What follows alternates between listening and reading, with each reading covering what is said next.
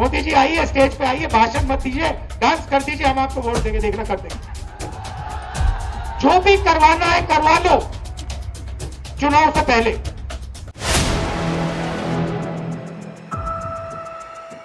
लगभग 2 महीने के बाद बिहार पहुंचकर राहुल गांधी ने पीएम नरेंद्र मोदी और नीतीश कुमार पर बड़ा हमला बोला है। उनके निशाने पर ज्यादा पीएम नरेंद्र मोदी रहे।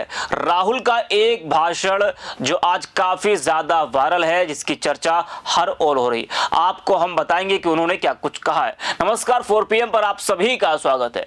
दोस्तों, बिहार विधानसभा चुनाव की सरगर्मी अपने चरम पर है। सभी दलों द्वारा अपने अपने प्रत्याशियों को मैदान में उतार कर मतदाताओं तक पहुंचने का प्रयास जोरों से चल रहा है। इस बीच कांग्रेस सांसद राहुल गांधी बिहार में प्रचार करने पहुंचे और उनके इस दौरे ने न केवल महागठबंधन की एकता को मजबूत किया, बल्कि बीजेपी और पीएम नरेंद्र मोदी पर सीधे निशाना साधा।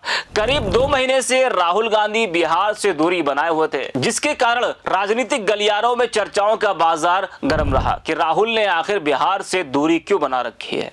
एनडीए ने कहा कि महागठबंधन में मतभेद है, लेकिन राहुल गांधी ने इन अफवाहों को खारिज करते हुए स्पष्ट संदेश दिया कि महागठबंधन एक है और सभी दल एकजुट होकर चुनाव लड़ रहे हैं। करीब 2 महीने के बाद अपनी पहली चुनावी रैली में राहुल गांधी ने मुजफ्फरपुर में पीएम नरेंद्र मोदी पर तीखा हमला करते हुए कहा कि मोदी वोट पाने के लिए किसी भी हद तक जा सकते हैं। उन्होंने कहा कि अगर लोग उन्हें मंच पर नाचने के लिए कहेंगे तो वह नाच भी जाएंगे। यह बयान सीधे तौर पर बीजेपी और उसके चुनावी अभियान की नीतियों पर सवाल उठाता है।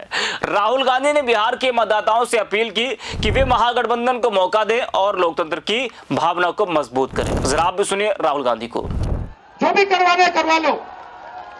मैं कह रहा हूं आप उनको कहो कि देखो भैया, हम आपको वोट देंगे, आप स्टेज पे आके नाच लो, वो नाच लेगी, नाच लेंगे। कह रहा हूं आप कोशिश करो। मोदी जी आइए, स्टेज पे आइए, भाषण मत दीजिए, डांस कर दीजिए, हम आपको वोट देंगे, देखना कर देंगे। जो भी करवाना है करवा लो चुनाव से पहले। जो भी करवाना है चुनाव से पहले करवा लो। चुनाव के बाद नरेंद्र मोदी नहीं दिखाई देंगे। चुनाव के बाद नरेंद्र मोदी जी अंबानी जी की शादी में दिखाई देंगे, सूट बूट वालों के साथ दिखाई देंगे, किसानों के साथ, मजदूरों के साथ नहीं दिखाई देंगे। इसीलिए वो आपकी वोट चोरी में लगे हुए हैं, क्योंकि वो चाहते हैं कि भैया ये भी बीमारी खत्म कर दो। तो सुना आपने, 2 महीने की चुप्पी तोड़ते हुए राहुल गांधी बिहार पहुंचते ही एनडीए पर जोरदार हमला बोलते हैं। यह बयान चुनावी माहौल में तुरंत चर्चा का विषय बन गया। राहुल गांधी ने अपने भाषण में बेरोजगारी, महंगाई, किसानों की परेशानी और शिक्षा के मुद्दे उठाए। उन्होंने कहा कि बिहार की जनता को वादों और जुमलों से नहीं, असली विकास और रोजगार की जरूरत है। राहुल गांधी की इस एंट्री से महागठबंधन के कैंप में नई ऊर्जा आ गई है। वही एनडीए भी अब अपने प्रचार अभियान को और तेज करने की तैयारी में है। जी हां, सिर्फ राहुल गांधी नहीं बल्कि अखिलेश यादव भी बिहार पहुंच रहे हैं। वो भी महागठबंधन के प्रत्याशियों के लिए प्रचार करेंगे। तो पूरा महागठबंधन में जितने भी दल हैं, सभी दल के बड़े बड़े नेता अब बिहार पहुंच रहे हैं, क्योंकि पहले चरण के मतदान में वक्त बहुत कम बचा है।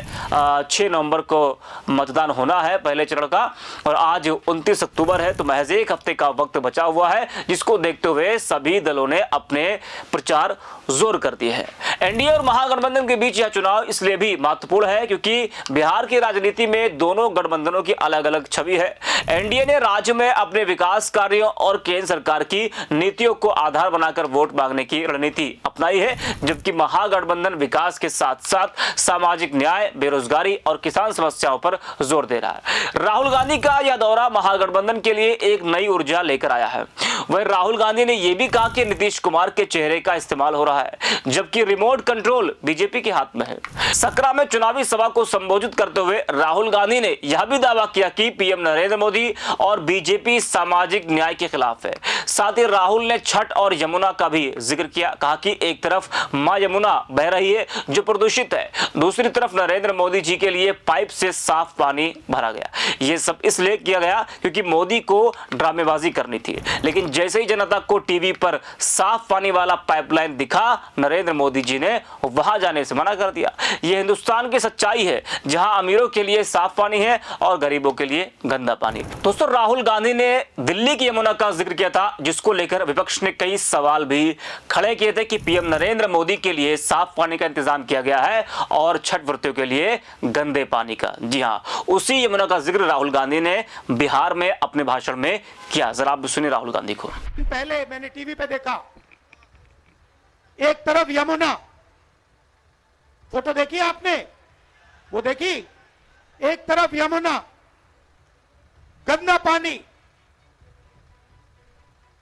उसको अगर कोई पी ले या उसमें घुस जाए बीमारी हो जाए। दूसरी तरफ छोटा सा मोदी जी के लिए तालाब, दूर दूर से पाइप से पानी आता है।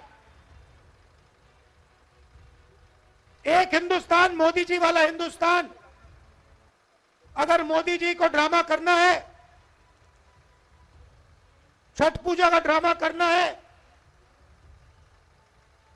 तो पानी आ जाएगा, वीडियो कैमरा आ जाएंगे, साफ पानी, और उसी के 10 गज दूर हिंदुस्तान की सच्चाई।